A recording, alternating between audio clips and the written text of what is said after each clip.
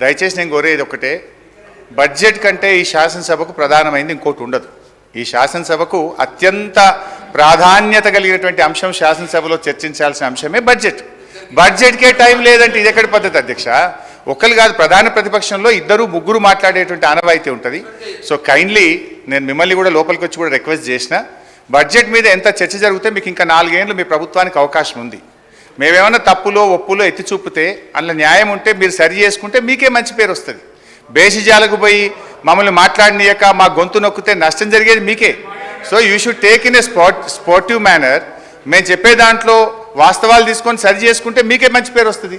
లేదు మీరు చెయ్యరనుకో ప్రజల్లో మీకు చెడ్డ పేరు వస్తుంది. మా గొంతు ఈడ నొక్కుతారేమో కానీ ప్రజల గొంతు అయితే నొక్కలేరు కదా, ప్రజాక్షేత్రంలోనైతే మా గొంతు నొక్కలేరు కదా. So please try to give me at least ఇంకొక గంటన్నర సేపు ఇవ్వాలి అధ్యక్ష. I need 2.5 hours. ఇప్పుడు మొదటి గంటలో ఉప ముఖ్యమంత్రి గారు 3 సార్లు లేచిండ్రు, జూపల్లి గారు 1 సారి లేచిండ్రు, శ్రీధర్ బాబు గారు 2 సార్లు లేచిండ్రు. ఆల్మోస్ట్ 20 minutes టైం వాళ్ళే తీసుకున్నారు అధ్యక్ష. ఇకపోతే అధ్యక్ష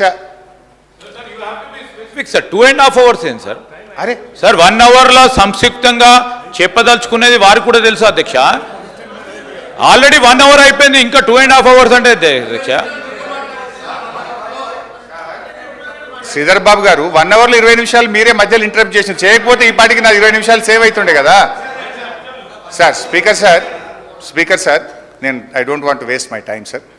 అయితే అప్పుల గురించి మాట్లాడుతున్నారు, మరి నాణానికి ఒకవైపే చూపిస్తున్నారు కానీ మేము క్రియేట్ చేసిన ఆస్తుల గురించి కూడా ఈ ప్రభుత్వం చెప్పాలి కదా అధ్యక్ష.